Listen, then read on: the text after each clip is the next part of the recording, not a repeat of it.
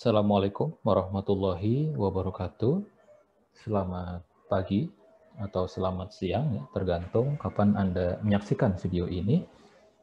Kita lanjutkan materi untuk mata kuliah pengolahan dan penyajian data 1 untuk pertemuan 11. Pada pertemuan ini kita akan membahas tentang distribusi peluang dengan menggunakan bantuan Microsoft Excel, ya. Oke. Ini adalah outline yang akan kita bahas. Pertama akan kita bahas dulu tentang fungsi distribusi peluang. Kemudian distribusi peluang itu terbagi dua, yaitu discrete dan kontinu. Kita akan bicarakan contoh distribusi peluang discrete, misalnya binomial dan Poisson, dan juga distribusi peluang kontinu, seperti distribusi normal dan test student. Itu adalah outline yang akan kita bahas. Nah, sekarang kita bicarakan dulu tentang fungsi distribusi peluang. Berbicara tentang distribusi peluang, tentu tidak lepas dari yang namanya peubah acak, ya, atau random variable. Di sini peubah acak didefinisikan sebagai suatu fungsi yang mengaitkan suatu bilangan real pada setiap unsur dalam ruang sampel. Ya, random variable, ya. Suatu variabel yang isinya acak, isinya bisa apa saja. Isinya random, ya, dalam ruang sampelnya. Itu adalah peubah acak.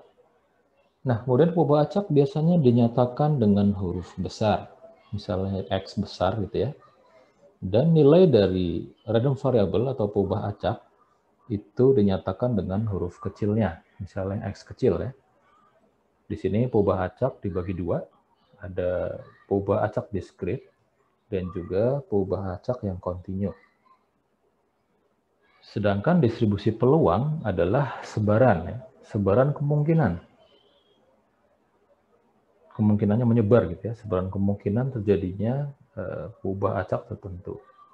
Sama dengan peubah acak, distribusi peluang juga terbagi dua, yaitu distribusi peluang discrete dan juga distribusi peluang kontinu. Untuk lebih jelasnya, kita lihat bagan berikut, ya, tentang distribusi peluang. Kita ke sebelah kiri dulu, ya, tentang random variable atau peubah acak. Tadi sudah saya jelaskan bahwa peubah acak dibagi dua, yaitu peubah acak discrete dan peubah acak kontinu. Apa sih bedanya antara peubah acak discrete dengan peubah acak kontinu? Secara mudah, ya, atau gampangnya, peubah acak discrete adalah peubah yang kita dapatkan dengan mencacah atau menghitung. Itu yang discrete, ya. Sedangkan untuk yang random variable kontinu kita dapatkan dengan pengukuran. Maksudnya mencacah seperti apa pada discrete random variable? Misalnya kita membicarakan tentang orang gitu, ya. Bu, sudah berapa anaknya gitu, ya. Jawabannya adalah 2, 3, 4, atau 1 gitu, ya. Kita dapatkan angka itu dengan menghitung, ya. Ibu itu mendapatkan angkanya dengan menghitung. Tidak mungkin dia bilang, berapa anaknya Bu? Anak saya 2,5 atau anak saya 3,5. Nah, tidak mungkin, ya. Tidak mungkin juga anaknya 3,75. Jadi dia bilangan bulat gitu, ya. 1, 2, 3, 4 dan seterusnya. Jadi didapatkan dengan cara menghitung, ya, atau mencacah, counting. Sedangkan kalau peubah acak continuous ini kita dapatkan dengan pengukuran atau mengukur. Misalnya berapa berat badannya?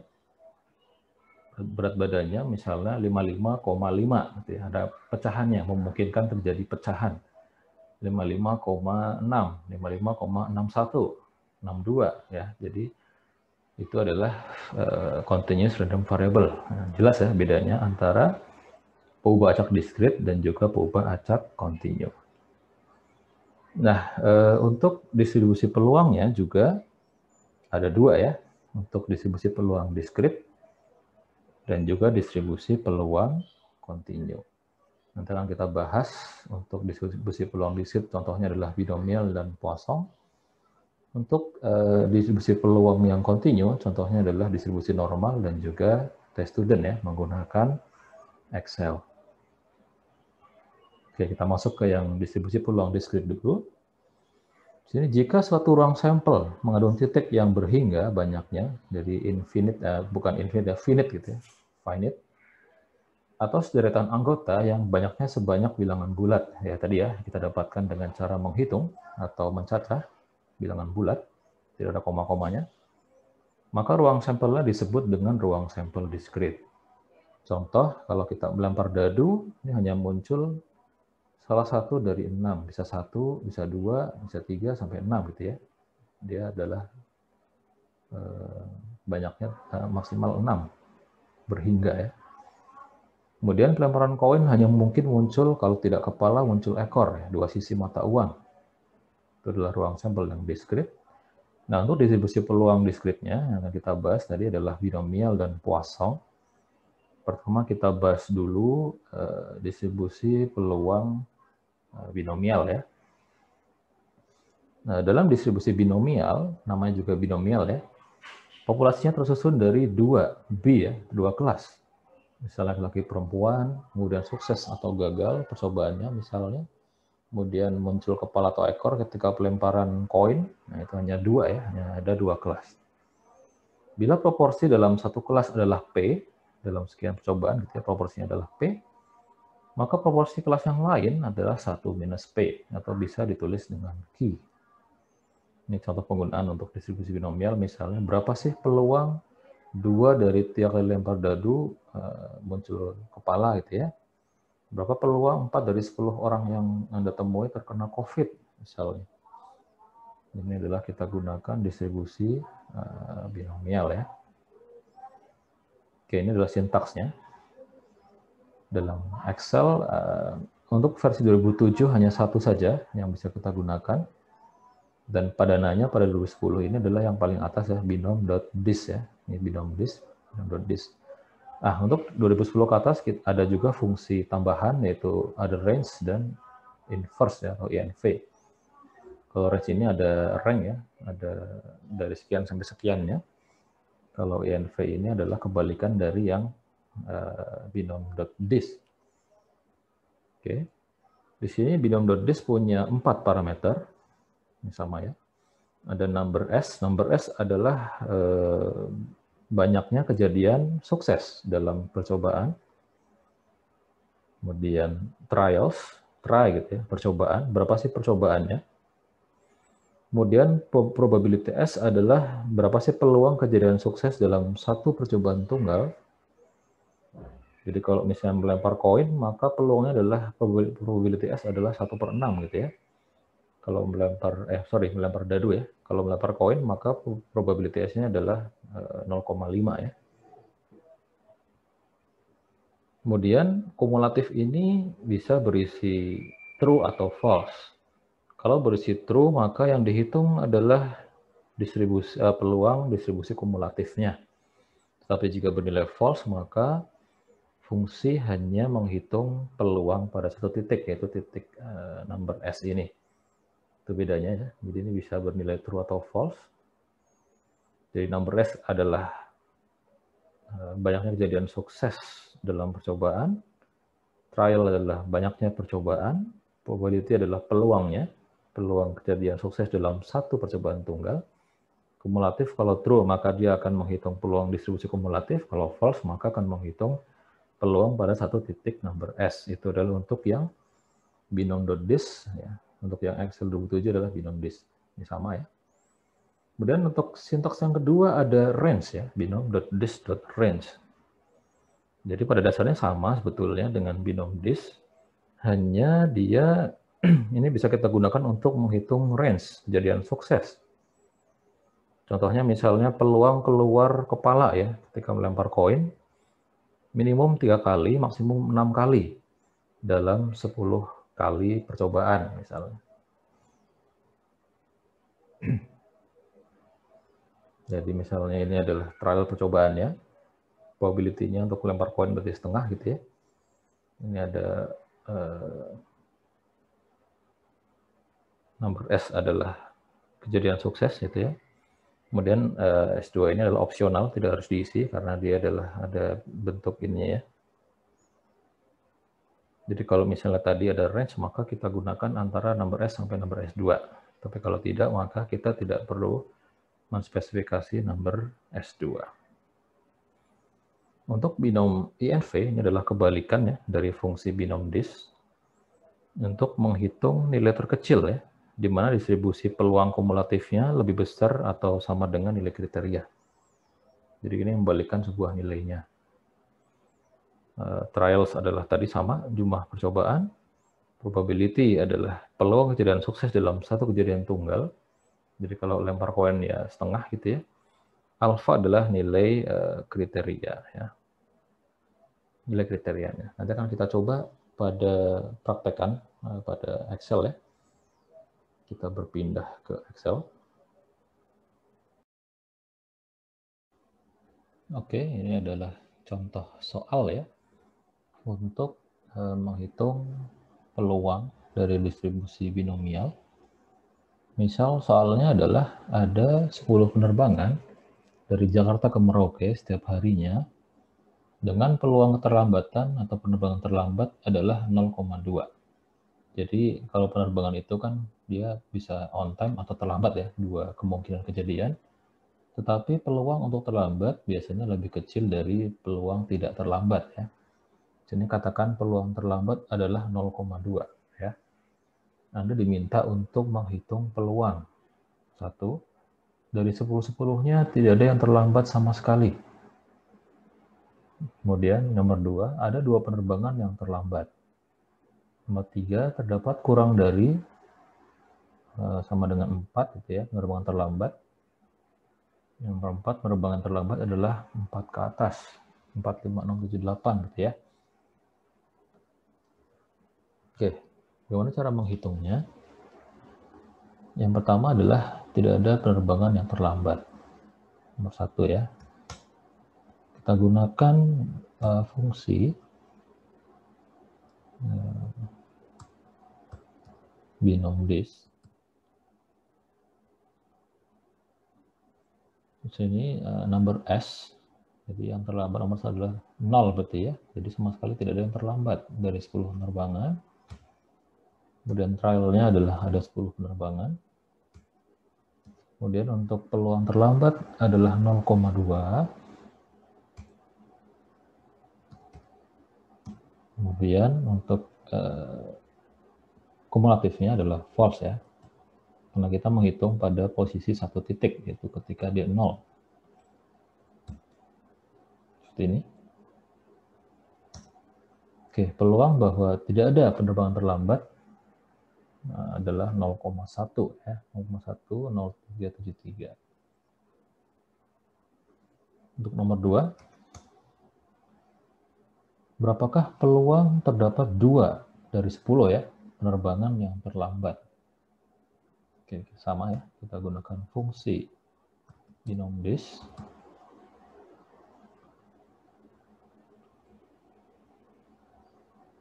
Di sini number of S-nya adalah 2. Kemudian percobaannya adalah 10. Kemudian peluang percobaan adalah 0,2 dan kumulatifnya di sini masih false. Karena kita menghitung terdapat tepat 2 sama dengan 2 gitu ya.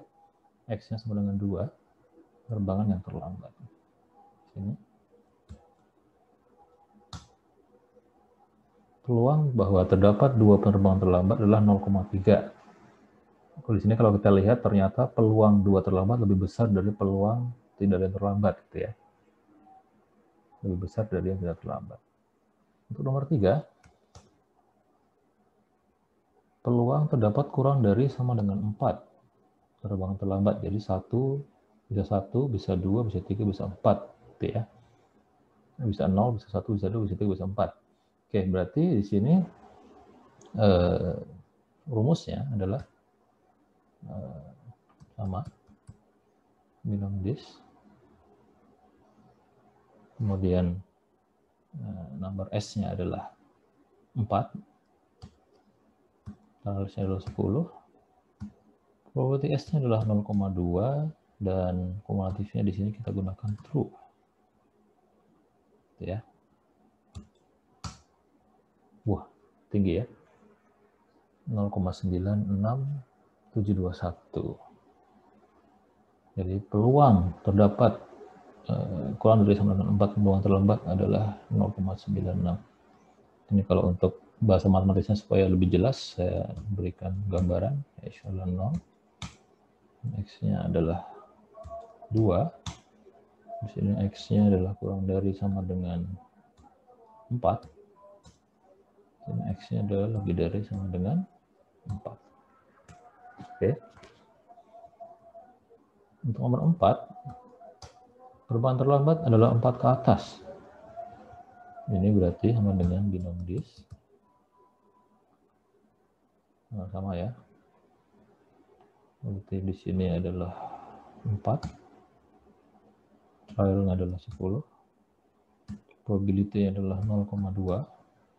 Kumulatifnya adalah true.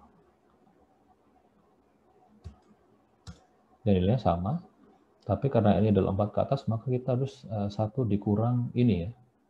Jadi ini adalah kita dapatkan 1 dikurang ini. Jadi peluang terbang terlambat dalam 4 ke atas adalah 0,03279. Oke. Kemudian untuk fungsi binom dis yang lainnya ada yang range dan inverse. Sebetulnya mirip ya. Kalau kita gunakan sama dengan binom, kemudian dis dan range. Trialnya berarti ada 10 gitu ya. Probability 0,2. Di sini number S-nya adalah 0 ya, 0 kali terlambat. Ini karena cuma 1 aja, X sama dengan 0, berarti kita tutup seperti ini. Maka hasilnya adalah sama ya. Ini kalau kita panjangkan juga hasilnya akan sama ya. Nah, sama ya.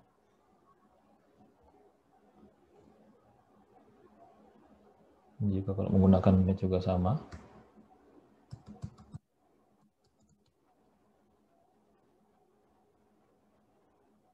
Trialsnya ada 10. Probability-nya 0,2, number S-nya adalah 2. Ini akan menghasilkan nilai yang sama. Ya, sama lah ya.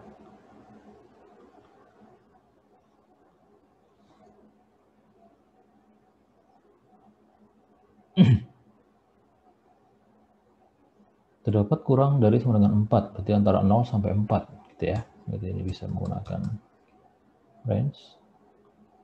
Trialnya adalah 10, 0,2. Nomor S adalah 0. Dan nomor S2 adalah 0 sampai 4.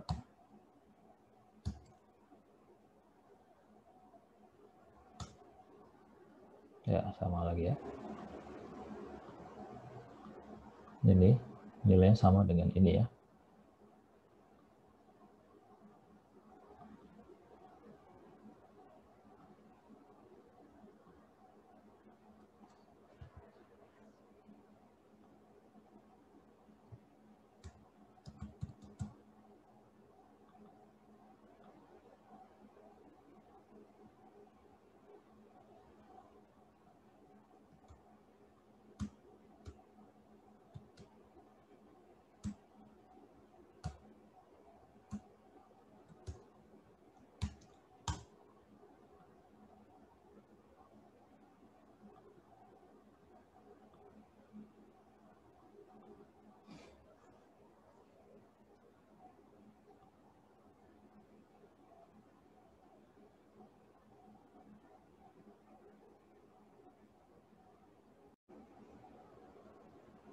Kemudian satu lagi untuk yang binom INV ya.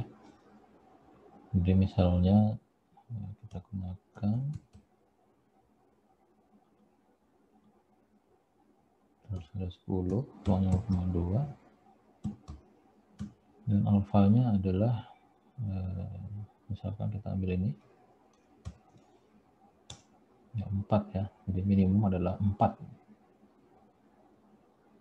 Minimum 4 kejadian penerbangan terlambat jika peluangnya 0,96721. 7 dan sekian. Kita bisa gunakan inverse yang lain, misalnya binom inverse. Kalau ada 10 percobaan dan peluang sukses adalah 0,2 dan alfanya misal 0,75. Berapa sih minimal kejadiannya gitu ya? Ini adalah 3 misalnya. Itu contoh untuk penggunaan distribusi binomial menggunakan Excel. Kemudian kita lanjutkan ke distribusi Poisson. Kita kembali ke slide lagi. Oke, kita lanjutkan ke distribusi peluang discrete berikutnya, yaitu distribusi Poisson. Di sini distribusi Poisson digunakan untuk memprediksi banyaknya suatu kejadian dalam suatu periode waktu di mana peluangnya adalah kecil. Misal banyak kecelakaan pada suatu ruas jalan tol dalam kurun waktu 1 bulan. Oke, di sini sintaksnya adalah ini mirip ya untuk 2007 dan 2010 ke atas, hanya ada satu dengan 3 parameter, yaitu X atau variabel acaknya, kemudian ada min atau rata-rata atau lambda gitu ya, bukan min ya, rata-rata ya, kemudian kumulatif. Nah, di sini kumulatif sama apakah true atau false. Kalau true maka dihitung kumulatifnya, kalau false maka dihitung pada satu titik X saja. Oke, kita lanjutkan percobaan kita dalam Microsoft Excel untuk distribusi Poisson. Oke, ini adalah contoh soal untuk menghitung peluang distribusi Poisson. Misal, petugas helpdesk PMB di STIS menyatakan bahwa rata-rata telepon yang masuk setiap harinya adalah 5 buah telepon. Kalau email banyak ya, tapi kalau telepon mungkin jarang. Anda diminta untuk menghitung satu peluang bahwa dalam suatu hari tidak ada telepon masuk. Di sini X-nya adalah 0. Yang kedua adalah peluang telepon yang masuk paling banyak 6 telepon. Jadi bisa 1, bisa 2, bisa 3, bisa 4, bisa 5, bisa 6. Kemudian peluang telepon yang masuk paling sedikit 5 telepon. Oke, mungkin ini 6 telepon, saya ubah saja jadi 6 telepon juga.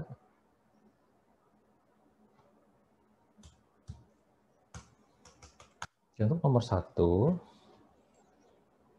kita gunakan fungsi Poisson disk. Sini X adalah 0. Kemudian min, kita punya rata-ratanya adalah 6. Kemudian kumulatifnya adalah false, karena ini pada satu titik ya. Ini false. Jadi peluang dalam satu hari tidak ada telepon masuk adalah 0,002. Kecil ya peluangnya. Nomor 2, peluang telepon yang masuk paling banyak 6. Sama. Poisson disk. Dan X-nya adalah 6. Min-nya juga 6. Nah, di sini kumulatifnya adalah true. 0,6063. Yang ketiga, peluang telepon yang masuk paling sedikit 5. Sama dengan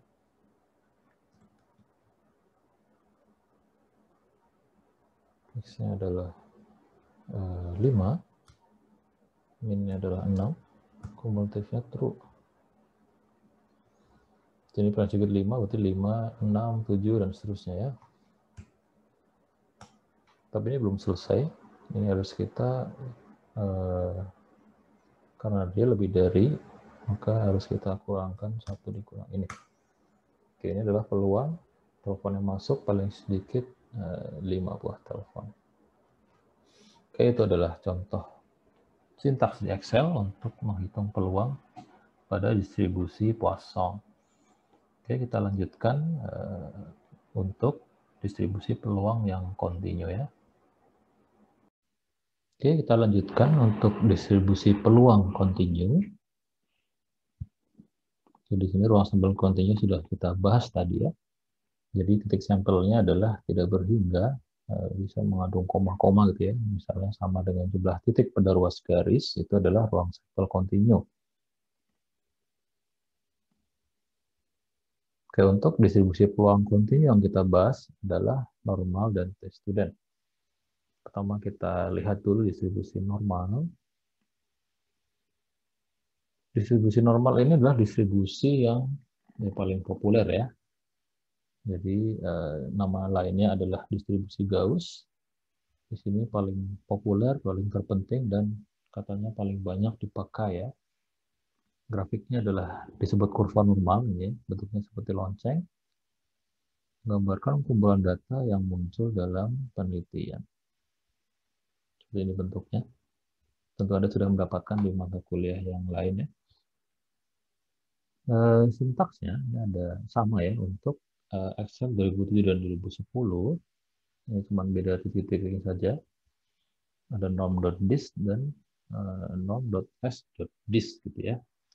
Sebetulnya antara norm.dis dengan norm.s.dis sama saja, hanya norm.s.dis ini biasanya digunakan pada data sampel ya. Sini kita lihat dulu ada norm.dis. Sini ada x, x adalah ya tadi ya titiknya, ubah-capnya, suatu titik di mana kita ingin menghitung peluangnya. Min adalah rata-rata, kemudian ada standar deviasi atau simpangan baku, kemudian sama kumulatif diisi true jika kita ingin menghitung peluang kumulatif. Jika tidak ingin menghitung peluang kumulatif atau hanya satu titik saja pada X, maka kita isi dengan false gitu ya. Oke, sekarang coba kita praktekkan pada Excel. Oke, ini adalah contoh soalnya. Misal nilai rata-rata UAS mata kuliah PPD 1 berdistribusi normal dengan rata-rata adalah 76 dengan standar deviasi atau simpangan baku 5. Tentukan peluang seorang mahasiswa mendapatkan nilai UAS yang pertama adalah tepat 80, yang kedua kurang dari 70, yang ketiga lebih dari 70, dan terakhir antara 70 dan 80. Untuk menjawab soal nomor 1 tepat gitu ya, maka kita gunakan bantuan fungsi norm.dis. X-nya adalah 80, kemudian min-nya adalah kita tahu adalah 76, kemudian standar deviasinya adalah 5, dan kumulatifnya adalah false karena kita menghitung pada satu titik saja. Peluang seorang mahasiswa mendapatkan nilai 80 adalah 0,05 ya. Kecil juga ya. Nomor 2, berapa peluang mahasiswa mendapatkan nilai kurang dari 70? Sekarang kita masukkan rumus ya. Norm.dis. Kemudian X-nya adalah 70. Kemudian, min-nya adalah 76. Betul ya, 70 ya. Min adalah 76. Deviasi adalah 5. Dan kumulatifnya adalah true.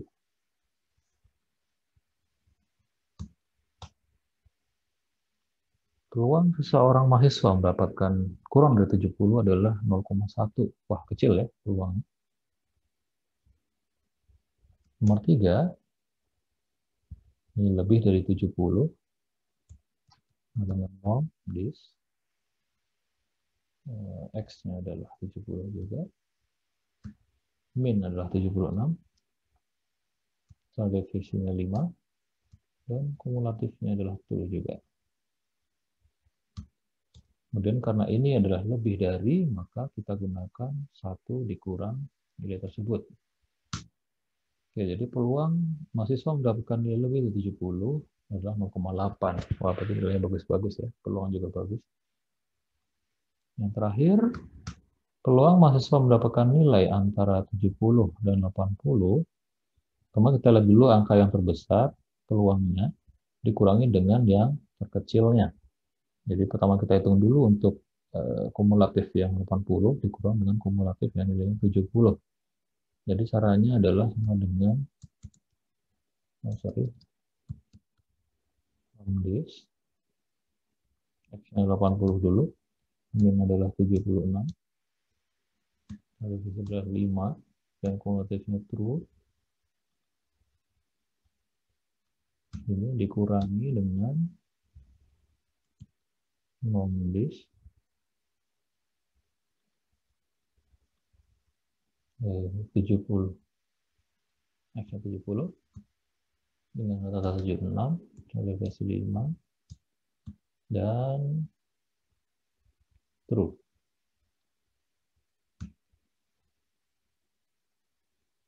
Ini dia. Kita hitung dulu yang batas atasnya, dikurangi dengan batas bawahnya untuk mendapatkan nilai antara 80 dan 70. Peluangnya adalah 0,67. Oke, demikian untuk contoh soal ya.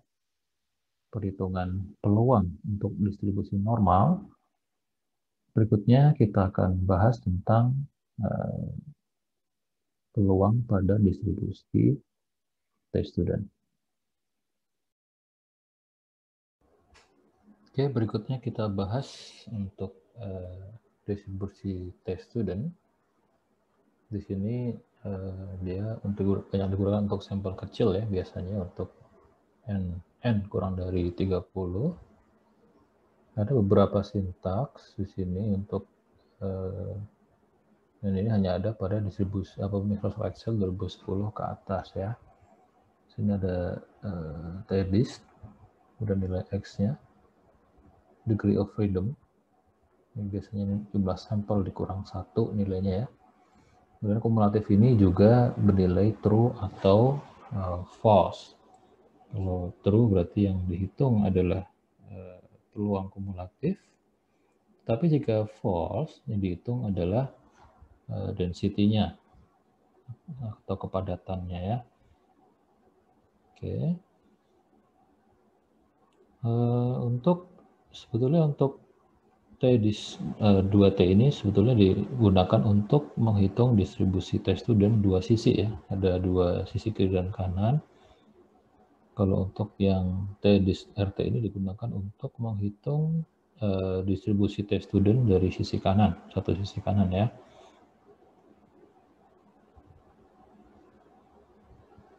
Oke, kita coba di Excel-nya untuk melihat kumulatif ini, probability dan density-nya.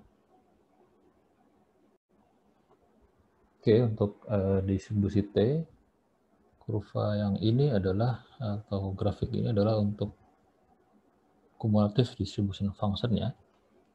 Jadi kalau kita nilai dengan true, gitu ya, maka akan memunculkan nilai ini, peluangnya. Kalau kita ambil nilai kumulatifnya false, maka akan muncul PDF-nya. Sebagai contoh di sini, kita gunakan TDISC. TDISC misalnya dengan X, X-nya di sini misalnya kita ambil 0 untuk CDF-nya. Degree of freedom-nya, nah di sini bisa 1, 2, 5 dan seterusnya ya, sampai tak hingga. Kalau misalnya kita ambil degree of freedom-nya adalah 1 dan kumulatif distribution function-nya adalah true ya, jadi dia akan menghasilkan nilai peluang yang ada di di sini ya, di antara kira-kira nilainya adalah setengah gitu ya. Apa kita benar, kita coba ya, nilainya setengah ya. Kalau misalnya kita gunakan X-nya adalah 4,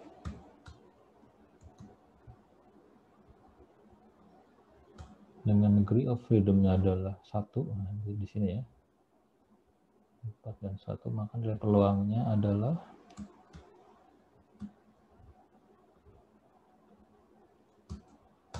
ya 0,92 ya. 4 1 di sini adalah 0,92. Sekarang kalau kita gunakan yang PDF atau probability density function, fungsi padatan peluang, TDIS, untuk X-nya misalnya 0, yang tengah ya, yang peluangnya paling tinggi. Untuk degree of freedom-nya katakan adalah 1. Kemudian false ya, kita akan menentukan peluang dari PDF-nya. Maka hasilnya 0,31 ya. Sini 0,31 nilainya. Kalau kita tingkatkan degree of freedom-nya, maka nilainya akan semakin naik ya. Misalnya kalau kita ganti dengan 5,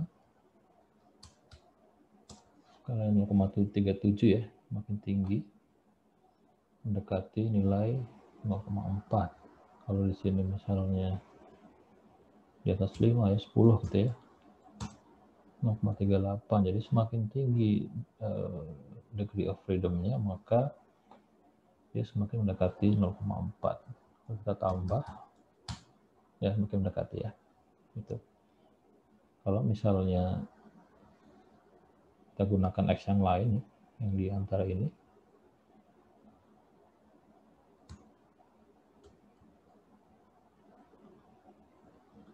misalnya X-nya adalah di sini -2, atau bisa juga yang kita ambil 2, terserah ya. Kemudian degree of freedom-nya adalah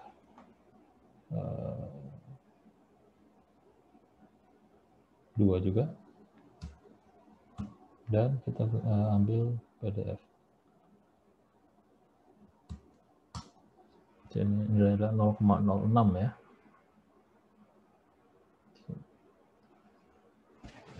Ya mungkin untuk distribusi T itu saja yang bisa disampaikan. Untuk materi pada pertemuan 11 ini saya rasa sudah cukup. Terima kasih banyak untuk perhatiannya. Saya akhiri. Assalamualaikum warahmatullahi wabarakatuh.